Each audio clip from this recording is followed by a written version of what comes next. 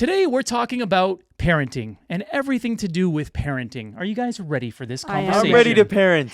And we could have had this conversation just ourselves, parents to parents, but we wanted to invite the kids, the teenagers, the young adults, because based on your ages now, 18 and close to 17. Close to thought 17. you forgot my age for a second. Well, no, I don't want to advance.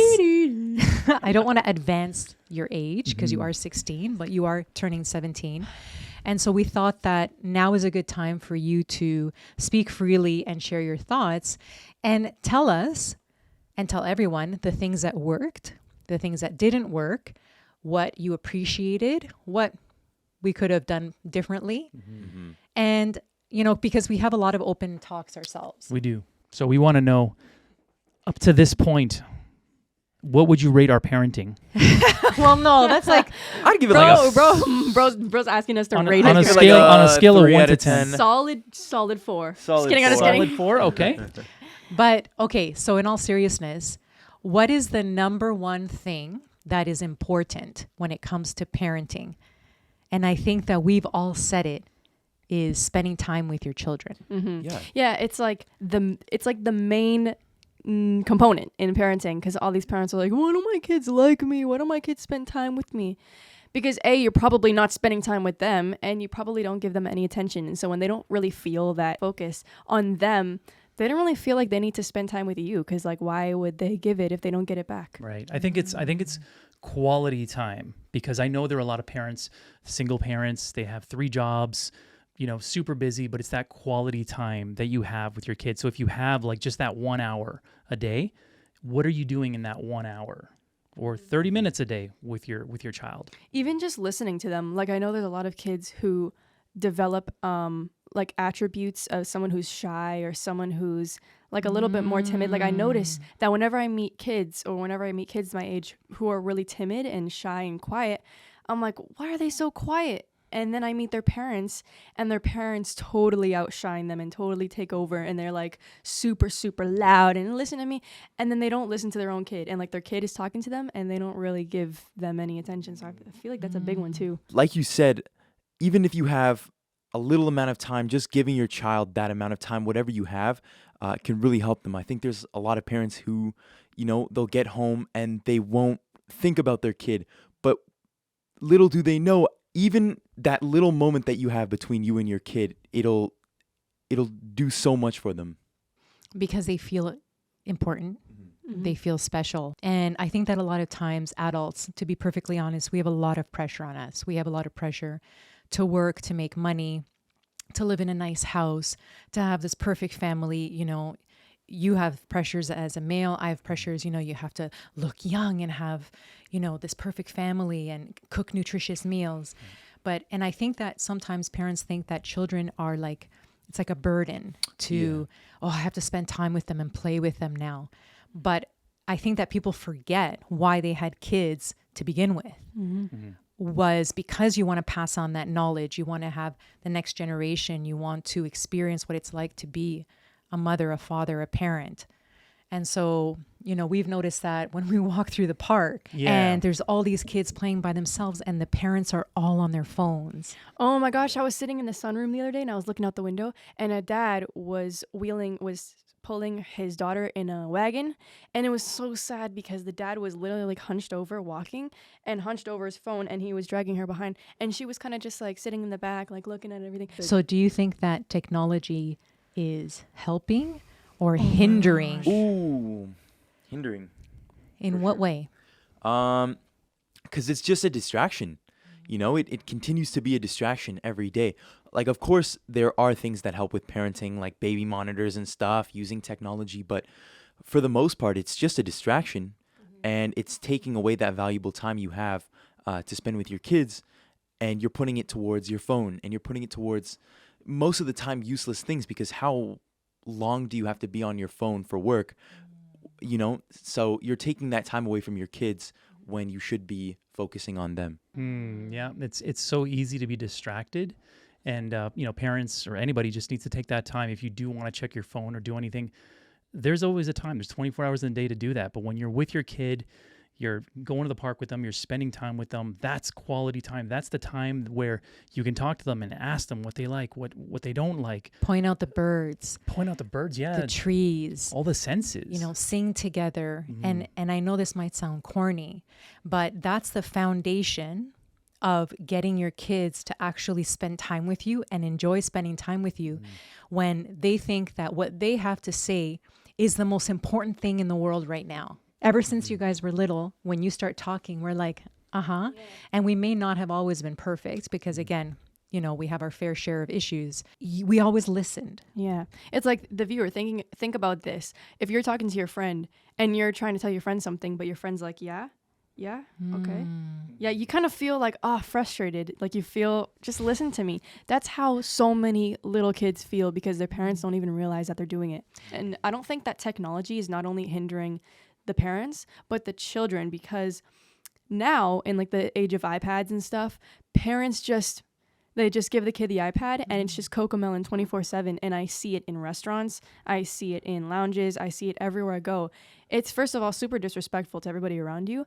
And you're teaching your kid poor habits because they're growing up on this device, watching artificial colors flash at their eyes 12 hours a day. I saw a TikTok the other day of a woman who was saying like year 3 of raising my child with no iPad.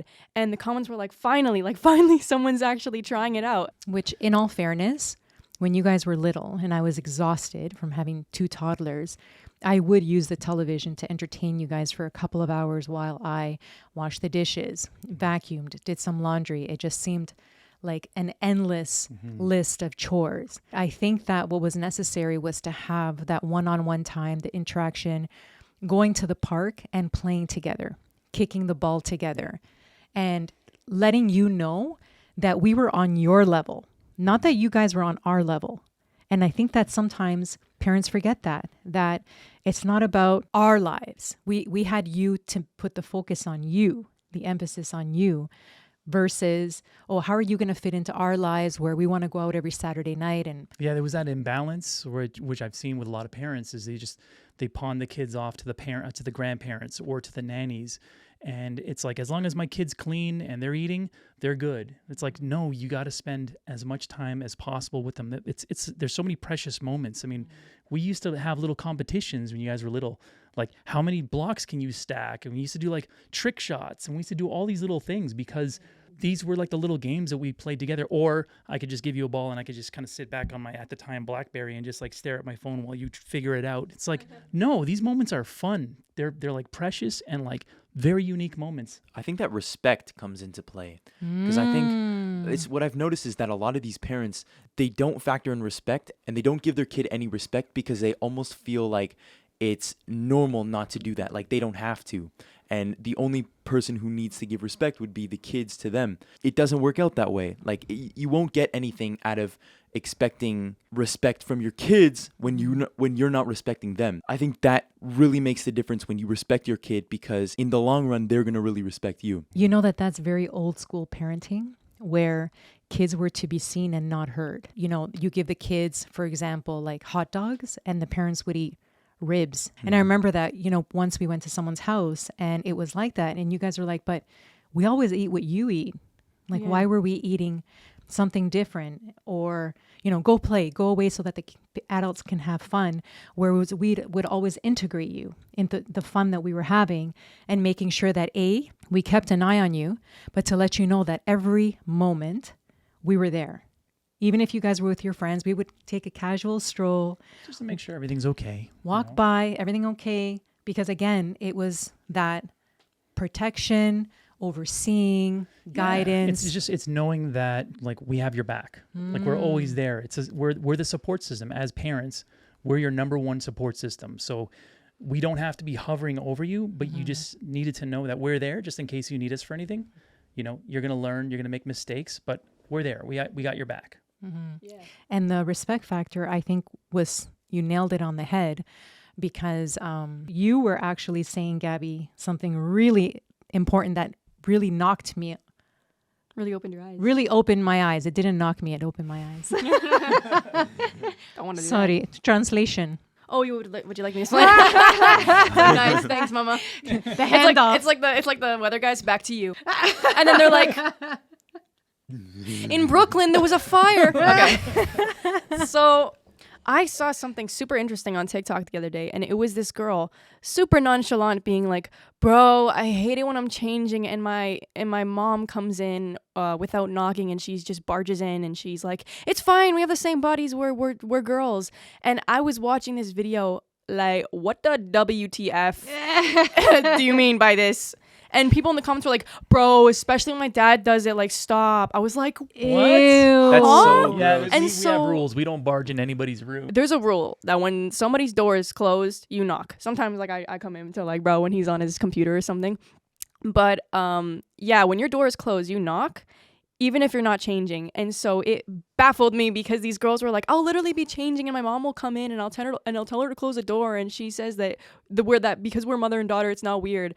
Like, dude, It's totally. it's especially weird if you're family. So when you mentioned that to me, saying, "Mama, thanks for not walking into my room when my door's closed," and I was like, Yeah, like uninvited. "People do that." And yeah, it's so weird. And when you brought it up, so there's the respect factor, respecting you, respecting your privacy, respecting your space, respecting just boundaries. I feel like it's like your child is not just something that you can use. You have to respect that, and you have to respect that they have their own selves, and as they're growing, it's like you can't just come in and do random stuff like that. It's so weird to me. And there's this like transparency, right? Like we don't hide anything from you. You don't hide anything from us. And we grow together because we know everything that's going on, so that no one's caught in any surprises or anything like that. So you can have your door closed. It's all good. It's fine. Yeah. Knock, see how you're doing, because we know you're not hiding anything. And I think that there's a lot of parents that sort of mistrust their kids. Insane parents who like take off their kids' door so that they can't close it. Oh, yeah. Or like they don't give them like they take off the lock. Like my mom literally gave me a bolt lock on my door so I can close my door and lock it if I need to. So when you told me about that, Gabby, that was very triggering to me because when you affiliate that with characteristics of narcissism, which is control, which is I am the boss, my way or the highway, and it's like this overpowering figure where it doesn't matter what your needs are. It's my needs, and I can barge into your space at any time that I want to. And so parents don't realize or may not realize the effect that they're having on their kids, not seeing them as a whole person. And so that takes away from the child their source of independence, security, being able to be in your room after taking a shower. How many messages do you guys get where parents are like, oh my goodness, I wish my kids were like you, or I wish I could parent like you? You literally can, but you have to focus on respecting your kids and giving them time, because they're not some little things that you can, you can come to once in a while. They're actual human beings that you have to raise yourself. So I think that's where I get frustrated the most, when I see these parents not giving their kids their time. You just got to pay attention as a parent. Pay attention to your kids, your likes. I mean, they're very special. And don't let it run on autopilot. They become who you raise. They can't just kind of like learn on their own. That's why parents are here, for you to be able to just spend all that time with them, finding out what they like, because you'll find that they're very unique in what they like. I mean, you guys like very specific things. You guys don't like the same things. No. So when I'm interacting with Roberto, it's a very different type of interaction as I am with Gabby, because you guys like, there are some things that you guys like at the same time, similar things, but very unique. Squid Games. Fortnite Battle Royale. Fortnite and Squid Game. Kidding, bro. But what's interesting with that is Dr. Gabor Mate says that there's a problem with adolescent attachment, which is that kids your age are so attached to their friends, and their friends are their world, which, I think is a little bit natural, where you guys are starting to be more independent. You're starting to find your footing. So when it comes to our family, because we didn't really have that peer attachment ourselves with other friends, right? It was very much family first, then spending time with other people, but we still do a lot, just the four of us. So it's not that every Friday, Saturday, Sunday we're with other people. Very much we like to be ourselves, right? And so when I read that, I thought, but for, like Judge Judy says, but for the parents not having the peer attachment, would the teenagers not have also that peer attachment? Because you guys, I find, really like spending time with us. Am I wrong there in saying that? No, you're completely wrong. No, I'm just kidding. No, we actually, like, on vacation, like, we're all together. It baffles my mind, too. I'm going to say this a lot during the video. Baffles my mind. But whenever I hear about kids or parents who don't really spend time with their kids on vacation, like, dude, family vacation is family vacation. When we go on vacation, we're all at the beach, we're all at the pool, we're all chilling, we're all at the club. Like, come on. If you actually hang out with your kids and you actually spend time with them, you're like, dude, they're actually cool and funny because they take after you. Like, wouldn't you want that? Wouldn't you want a mini you all around? Right. And the thing is, like, it's not like we're attached to the hip for 24 hours a day. I mean, No. you guys go to the mall together, you guys go to the movies, you do have your friends, but it's just when we are together, it is that quality time. And there's that mutual respect. You know what it is too? It's you guys. So you guys are amazing parents, and we love hanging out with you. But we also like being home, and we like this home environment that you guys have built. You know, it's so nice and it's so chill here. It's so, I don't know, I can really just relax. And I think that's another thing that parents need to make sure that their environment at home is, you know, it's chilled out, it's good for their kids so that their kids can just relax, you know? It needs to be a break from the outside world. So if your home is actually crazier than the outside world, then your kids aren't going to want to stay home and be home. Thank you for saying that, by the way, that the home environment is one where you feel calm. And so I wanted to ask you why that is. But I wanted to add to that ever since you guys were little, we want to keep the chaos to a minimum, yelling, even the noise on the television. And so for me, I grew up in a household where at the drop of a hat, chaos would break out, screaming. So your nervous system would be constantly dysregulated. You were always walking on eggshells because you didn't know at what point you did or said something to anger someone. And so with you guys, we wanted the environment to be so chill that sometimes people will come over and say, is your house always this quiet? Yeah, my friends are coming over, Yeah. they're like, dude, there's like no sound in here. Like there's never any like loud TV blaring or people yelling.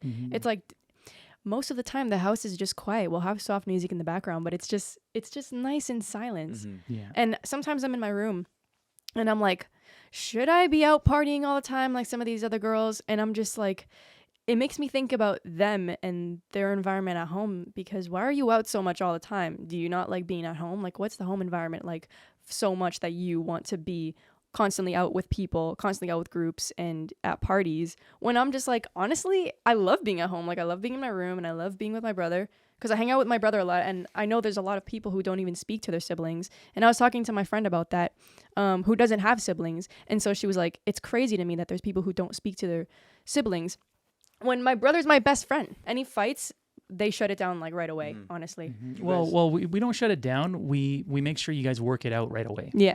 Right? Well, yeah, that's the thing. It's like my mom, as soon as we get into like a little fight, it can be the tiniest fight. Sorry, it can be the tiniest fight. My mom will shut it down instantaneously. And I think that really helps. You know, it really helps to have a parent that will shut those fights between your siblings down, because then you start another fight down the road, you have another fight with your sibling, you will think twice before it gets any further. Man, now whenever we have like a little disagreement, we do it very quietly. Very, Like, very because quietly. I know that if Mama hears us being like, "Duh, duh," she go, settle it. Yeah. Like, I'll hear something. Yeah, she won't even come Figure into the it room. out. Yeah, figure it out. Like civilized people. Because it's important to learn conflict resolution. You cannot constantly be fighting and bickering because it's awful to listen to. And it hurts. Like, it doesn't feel good. For a lot of times I'd be like, oh, you have all the time and energy to fight? All right, let's That's the clean some classic. floors. PTSD. I like that. Let's vacuum, let's dust, let's clean some bathrooms, because I thought, no, we're not doing this. We're not arguing. If you have differences, let's see what that is. Let's come to a conclusion, An agreement. but not this whole like blah, blah, blah, blah, blah, blah, blah, blah, blah. All that unnecessary, It goes like on for loud. days. Oh, when these guys argue, the Soundtrack. house is never cleaner. Yeah, It's I know. so clean. That's the worst. It's so clean. Oh my gosh. So there it is. I think right now, this is what we've been able to pass off some of our knowledge. We're not perfect, but We are far from perfect. Far from perfect. To be perfectly honest, when I look at pictures of you both when you were little, I feel a pang in my heart that I could have done so much better. I could have done so I much don't better. think so. I think I'm pretty good. I think I'm pretty. Kids turned out But- okay. But that's the thing is I think, oh, I should have done this. I could have done that. I could have done more of this. I should have done less of that. But for me, more than anything, this is a, hey, this is what worked for us. Please consider doing this if you're not already doing it. Spend time with your children. So how do you want to end this? What's one word that you think makes the biggest impact on parenting? Wow. I like Well that. That's done. very nice. Well about that before you done. came No, out. See? I just kind of, a lot of this is just on the fly, hungry thoughts. Wow. Only one word? I'm going to start it by saying what I said before, which is respect. Which is respecting your kids because they will respect you in the future. I promise you. If they don't, money back guarantee, just come back to me and I will refund your money. Gabby doll? Oh, we're going down the line. I Yeah, don't we're have going mine down the yet. line. You You don't don't have have yours? yours yet? Okay, Okay. I have one. And it's one word, Mama B. One word. Attention. Wow. Attention. That's the word right there. Make sure that attention, you have attention to your child. My word is calm. Create an environment that is calm for your child, where when they see you, when they're around you, they just feel so natural and so at home, where they know that you are the safest place in the world for them. Calm. Calm. First The word that main- comes to mind is like comfort. And so for me, the biggest thing about childhood and nostalgia is like comfort, and I want there to be comfort, and you want to look back and love it, and I think that I do. And a lot of things remind me of my child. Like, I am a child right now, but when I was younger, it brings me lots of comfort and joy, and I want there to be more of that, where people don't think about their childhood and want to completely block it out of their brain and just ignore it and carry on with their lives, because it's a big part of your life. It'll always be there, and we want to make sure it's a good one. Nice. Give your children a childhood they don't need to heal from. And with that, we will end this video. End this video. Leave us your comments, your thoughts, and let us know your ideas. Well done, kids. Well done. Thanks. Young people, Another- young adults. Another banger. Wow, another banger. Another banger. Oh. Now we got mics. I know. All right.